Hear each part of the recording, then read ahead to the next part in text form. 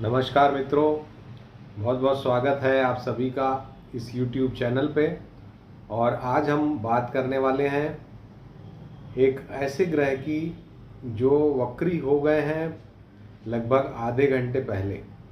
आज रविवार को लगभग 7:30 बजे मैं ये शाम को वीडियो बना रहा हूँ और 7:30 बजे शाम के लगभग आधे घंटे पहले 6:54 पर मंगल ग्रह वक्री हुए हैं, मिथुन राशि में संचरण कर रहे हैं और ये वक्र गति उनकी लगभग 75 दिनों के लिए रहेगी। पहले मंगल वक्री होके मिथुन राशि में 13 नवंबर तक रहेंगे और उसके बाद वक्र गति से चलते हुए वो वृषभ राशि में आ जाएंगे और यहाँ पर वो 13 जनवरी तक वक्री रहने वाले हैं। तो दोस्तों, मंगल एक ऐसा पहलवान है, एक ऐसा बॉडी बिल्डर है जो अपने रास्ते पे जा रहा था, लेकिन किसी की आवाज़ सुन के वो वापस लौटता है और उसका स्वभाव गुस्सैल है। तो गुस्सैल पहलवान वापस लौटता है तो बिना अपना हिसाब किताब चुकाए बिना वो जाता नहीं है। वही हाल मंगल का है, वापस लौटना यानी वक्री होना। और वक्री होके मंगल जब चलते हैं तो वो बहुत सी चीज़ों के हिसाब किताब चुकते कर देते हैं। वो युद्ध की परिस्थितियां भड़काते हैं, वो व्यक्तियों में उग्रता लाते हैं, वो समाज में उग्रता लाते हैं, वो देशों के बीच उग्रता लाते हैं और ये उग्रता कहीं न कहीं विवाद, युद्ध, अग्निकांड आदि के रूप में या भूकंप आदि के रूप में सामने आती है। तो ये परिस्थितियां हमको देखने को मिलेंगी, क्योंकि कोई भी ग्रह जब वक्री होता है तो वो पृथ्वी के करीब आ जाता है, तभी वो वक्री होता है। और पृथ्वी के जब करीब कोई ग्रह आता है तो उसका प्रभाव निश्चित रूप से उसके जो वाइब्रेशंस है, उसकी जो रश्मियां हैं जो पृथ्वी को प्रभावित कर रही हैं, उनका प्रभाव बढ़ता है। और प्रभाव बढ़ने से ग्रह की प्रकृति के अनुसार वो प्रभाव हर आम जन में, समाज में, दुनिया में नज़र आता है। और मंगल का स्वभाव क्या है दोस्तों, आप सभी जानते हैं कि मंगल एक उग्र ग्रह है। मंगल जो है वो ग्रहों के सेनापति हैं और मंगल जो है वो युद्ध के कारक ग्रह हैं, चोट चपेट के कारक ग्रह हैं। मंगल इच्छाओं के भी कारक ग्रह हैं, बहुत उत्कट इच्छा प्रकट करते हैं, प्रस्तुत करते हैं किसी भी व्यक्ति के अंदर, और एनर्जी के कारक ग्रह हैं। मंगल जहाँ बैठ जाते हैं उस जगह में एनर्जी आ जाती है। तो ये जो प्रभाव है मंगल का, ये हम सभी महसूस करने वाले हैं। और आज जबकि मंगल 6:54 शाम को वक्री हुए हैं, तो अब आने वाले समय में हमें जो चीज़ें मैंने बोली वो सभी चीज़ें देखने को मिलेंगी। युद्ध जो है दुनिया में ऑलरेडी चल रहा है, तो निश्चित रूप से उसके और भड़कने का खतरा, ये फ्लैश पॉइंट आ सकता है इस युद्ध में। और बड़ी संख्या में किन्हीं घटनाओं में, दुर्घटनाओं में जन धन की हानि हो सकती है। मंगल के वक्री होने से अग्निकांड हो सकते हैं, भूकंप आदि की परिस्थितियां बन सकती हैं, जिससे खतरा है। तो ये तो हुई जनरल बात। और अब आपकी राशियों के लिए भी मैं एक एक करके बताता जाऊंगा। ये आप अपनी लग्न से भी देख सकते हैं और राशि से भी देख सकते हैं। अर्थात यदि आपकी लग्न मेष है और आपकी राशि मान लीजिए कर्क है, तो आप मेष से भी प्रभाव देखिए, कर्क से भी प्रभाव देखिए और दोनों को एवरेज आउट कीजिए और उसके आधार पे हमारे इस फलों का आकलन कीजिए। हालांकि ये जनरलाइज्ड फल है, मैं आपको पहले बताना चाहूँगा, क्योंकि मूल रूप से आपका समय जो गुजरता है वो आपकी बहुत सारे फैक्टर्स होते हैं। आपके ग्रहों की स्थिति आपकी कुंडली में क्या है उसके आधार पर भी होता है, आपकी कौन सी महादशा चल रही है उसके आधार पर भी होता है, लेकिन कहीं ना कहीं गोचर भी प्रभावी होता है, जिसके आधार पे हम आपको ये बातें बता रहे हैं। तो ये प्रभाव बताऊंगा और फिर उसके बाद उपाय भी आपको जल्दी से बताऊंगा। वो उपाय जिनके लिए खराब प्रभाव होगा वो करेंगे तो उससे उन्हें फ़ायदा होगा, राहत मिलेगी। तो दोस्तों आइए शुरू करते हैं। सबसे पहले मेष लग्न, मेष राशि जिनकी है उनके लिए, उनके तो स्वामी ही है मंगल, और वो वक्री होने से उनमें एग्रेशन बढ़ेगा, उनमें कॉन्फिडेंस भी बढ़ेगा, उनकी एक्टिविटी भी बढ़ेगी। तो अब जो अगले 75 दिन हैं आपको काफ़ी एक्टिव रहेंगे, आप काफ़ी एग्रेसिव भी रहेंगे, कुछ वाद विवाद भी आपके होंगे। थर्ड हाउस में अभी मंगल हैं और 13 नवंबर से वो सेकंड हाउस में आ जाएंगे, तो धन की स्थिति 13 नवंबर के बाद बढ़ाएंगे। कुल मिला के अच्छा धन आप कमा सकते हैं। छोटी मोटी यात्राएं अभी आपकी 13 नवंबर तक बढ़ जाएंगी और 13 नवंबर के बाद अच्छे धन की प्राप्ति आपकी होगी। तो कुल मिला के ये मंगल का वक्री होना आपके लिए शुभ परिणाम ही लेकर के आएगा। सिर्फ आपको अपनी वाणी को संयमित रखना है, अगर आप वाणी आपकी खराब होगी तो आपको नुकसान होगा। वृषभ लग्न, वृषभ राशि, आपके लिए ये मंगल का संचरण पहले तो दूसरे भाव में है, तो आपको 13 नवंबर तक अच्छे धन की प्राप्ति कराएगा। वाणी पर हालांकि आपको संयम रखना होगा। 13 नवंबर के बाद ये आपकी लग्न या राशि में आ जाएगा, तो ऐसे समय में एग्रेशन आपका बढ़ सकता है, स्वभाव में उग्रता बढ़ सकती है। ऐसे समय में आपको थोड़ा शांत रहने की आवश्यकता है। जितना शांत रहेंगे उतना ही आपके जीवन में मंगल का ये संचरण सकारात्मक परिणाम लेके आएगा। मन को शांत रखना है, एग्रेशन से बचना है।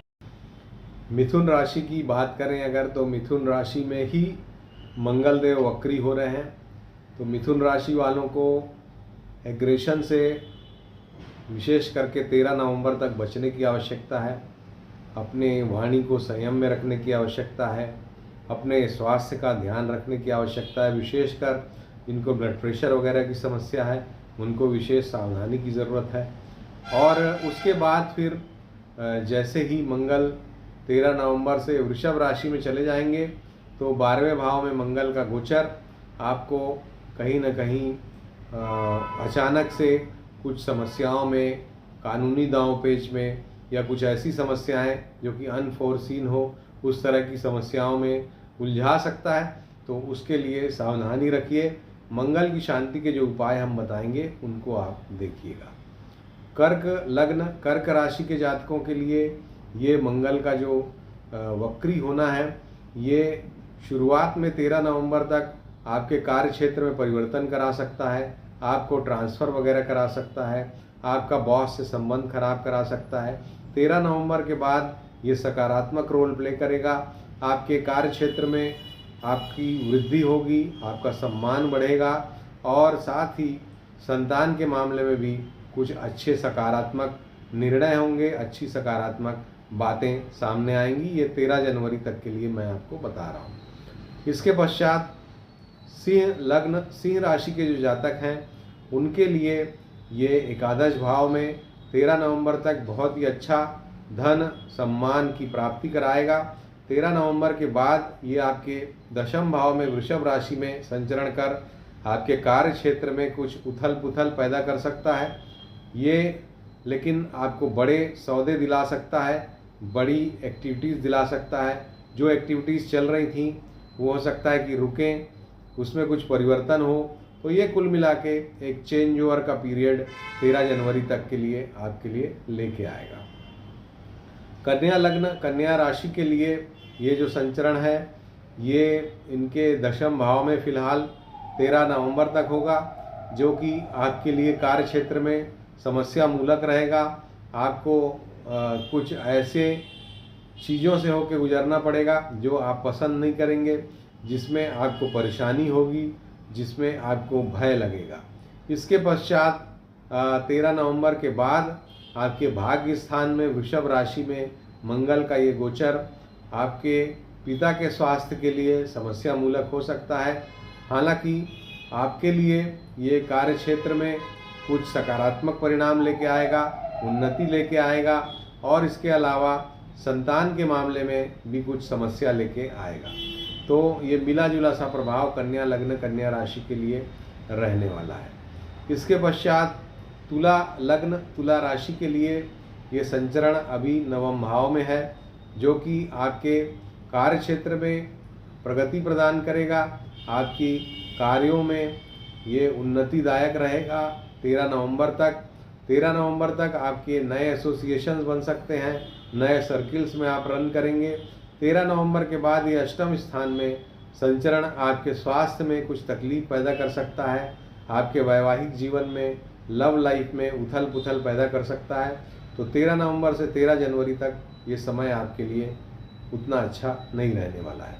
वृश्चिक लग्न, वृश्चिक राशि के लिए अष्टम स्थान में मंगल का ये संचरण आपके स्वास्थ्य में कुछ उलझने पैदा करता हुआ दिखता है। मुख में आपको कुछ तकलीफ हो सकती है, नेत्रों में आपको कुछ तकलीफ हो सकती है 13 नवंबर तक विशेष रूप से। 13 नवंबर के बाद ये आपकी पारिवारिक जीवन में कुछ अड़चने, परेशानियां, मिसअंडरस्टैंडिंग डेवलप करा सकता है। आपके जीवन साथी का स्वभाव उग्र हो सकता है, उनकी वाणी अनियंत्रित हो सकती है जिससे आपको समस्या हो।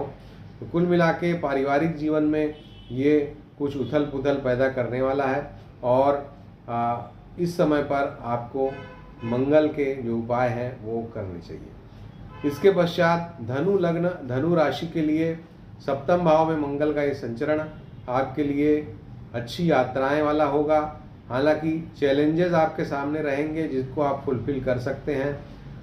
अगर आप किसी पार्टनरशिप के बिजनेस में हैं तो वहाँ पर आपको बहुत सोच समझ के निर्णय लेना पड़ेगा, सोच समझ के चलना पड़ेगा। आपको कॉम्प्रोमाइज़ भी करेंगे अगर आप, तो ही चीज़ें सुचारू रूप से चलेंगी। 13 नवंबर तक ये मैं बता रहा हूँ। 13 नवंबर के बाद 13 जनवरी तक के लिए शत्रुहंता योग बनाता हुआ मंगल वक्री होके 6वें भाव में आएगा, जो कि आपके शत्रुओं को का शमन करेगा। आपकी कोई पुरानी उधार जो है, पुराना जो लोन है वो रीपे हो सकता है और पुरानी स्वास्थ्य की समस्या हल हो सकती है। तो 13 नवंबर से 13 जनवरी अच्छा समय है। इसके पश्चात मकर लग्न, मकर राशि के जातकों के लिए 6वें भाव में 13 नवंबर तक ये आपको शारीरिक सुख प्रदान करेगा, बीमारियों से लड़ने की शक्ति प्रदान करेगा, बीमारियों से आपकी रक्षा करेगा, बीमारियां समाप्त होंगी। लेकिन 13 नवंबर से 13 जनवरी तक का जो समय है, ये समय संतान के मामले में कुछ बड़े निर्णयों के लेने का हो सकता है। साथ ही शेयर मार्केट में इस समय अगर आप निवेश करते हैं तो बहुत सोच समझ करके करें। इम्पल्सिव डिसीजन आपसे हो सकते हैं, आपके निर्णयों में एक तरह की जल्दबाजी और जिसके कारण आपको नुकसान हो सकता है। तो मकर वालों को थोड़ा सावधानी से अपने निर्णय लेने होंगे। कुंभ लग्न, कुंभ राशि के जातकों के लिए ये जो समय है ये पंचम भाव में इम्पल्सिव डिसीजन आप ले ही रहे हैं पिछले कुछ समय से, और 13 नवंबर तक वो और भी बढ़ सकते हैं, तो उसके प्रति आपको सावधानी रखने की ज़रूरत है। 13 नवंबर के बाद चौथे भाव में वक्री मंगल का संचरण विवादों से आपको विवाद आपके जीवन में ला सकता है। वाहन वगैरह चलाने में सावधानी की ज़रूरत होगी। इसके अलावा जो हृदय से संबंधित बीमारियां हैं उनको सावधान रहने की ज़रूरत होगी। माता के स्वास्थ्य की रक्षा करने की ज़रूरत होगी। अंतिम लग्न, अंतिम राशि मीन लग्न, मीन राशि के लिए चौथे भाव का ये संचरण आपको परिवार में कुछ उठापटक की स्थिति ला सकता है।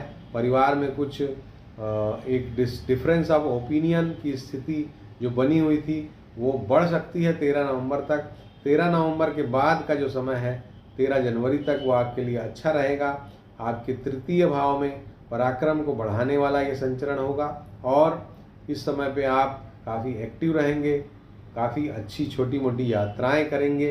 हालांकि यात्राओं में आपको सावधान रहने की ज़रूरत है, लेकिन यात्राएं होंगी और उसको आप अवॉइड नहीं कर सकते।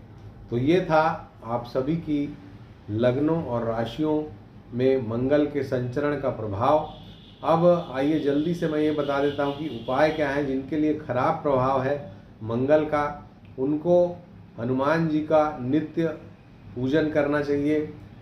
जो आपका भोजन है उसमें जो दाल आपके घर में बनती है उसमें मसूर की दाल मिला करके घर में दाल बनाएं तो अति उत्तम है। मसूर की दाल का मंगलवार को दान करना भी अति उत्तम है। इससे भी आपके मंगल के दोषों का निवारण होगा। इसके अलावा आप गाय को भी मसूर की दाल से बना हुआ कुछ भोजन आप अगर खिलाएं, साथ ही केला खिलाएं, तो आपके मंगल के जो दोष हैं वो दूर होंगे और आप मंगल के कष्टों से अपनी रक्षा कर पाएंगे। तो ये था हमारा आज का एपिसोड जो कि मंगल के वक्री होने पे हमने बनाया। आशा है आपको पसंद आया होगा, और पसंद आया तो इसको आप ज़रूर लाइक का बटन दबाइए, शेयर का बटन दबाइए, शेयर करिए अपने ग्रुप्स में, अपने दोस्तों के बीच। और हमारे चैनल को जिन लोगों ने सब्सक्राइब नहीं किया है वो ज़रूर सब्सक्राइब करें। सब्सक्राइब का बटन जो है वो दबाएं, बेल की घंटी का जो निशान है उसको भी दबाएं, ताकि हमारे वीडियो के लिंक आपको समय पर मिलते रहें। तो अभी के लिए इतना ही, मुझे इजाज़त दीजिए। अगले एपिसोड्स में मैं चंद्र ग्रहण के बारे में आपको कुछ बताऊंगा, क्योंकि ये बड़ा ही महत्वपूर्ण चंद्र ग्रहण है, तो उसको भी आप फॉलो करिएगा। नमस्कार।